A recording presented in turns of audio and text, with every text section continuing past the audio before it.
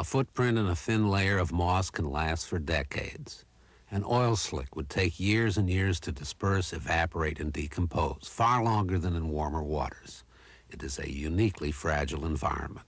As Catherine Wallace has written, the continent of Antarctica is supposed to have mineral deposits similar to southern Africa and Australia, which used to be part of the same landmass. The Ross and Weddell ice shelves and seas look like early targets for oil and gas exploration. Icebergs could be next. For years, various countries have advocated and signed treaties to regulate mining in Antarctica. And in one international conference after another, the question has been how to do it, how to mine and still protect this last unspoiled wilderness area on Earth. But, writes Catherine Wallace, the real question is, should this continent be mined at all, ever? Catherine Wallace is a tireless writer, a prolific one. She is an editor, a publisher, and an environmental leader and organizer. She has been an economic historian, a university lecturer, a government economist. As a champion of the New Zealand environment, she has blended activism with professionalism. For some time, Catherine Wallace has known that the threat to Antarctica comes from international rivalry for strategic resources, especially oil. But she has opposed international treaties that regulate mining because, for one thing, she knows that other environmental regulations have not worked.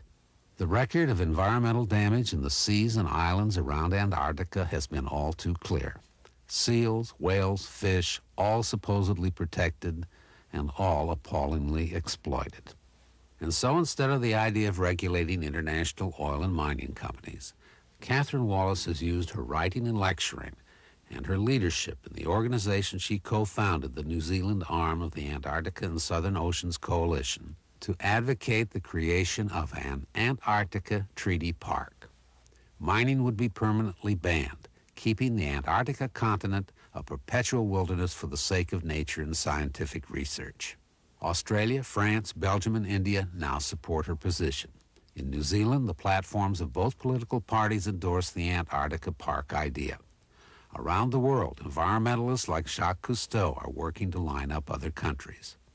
In opposing any treaty purporting to regulate mining, and in supporting a treaty to prohibit it, Catherine Wallace has had the sharp eye of a true analyst. She can see through ambiguities, felicities, meaningless compromises. Her determination has led to a major shift in the international perspective on Antarctica.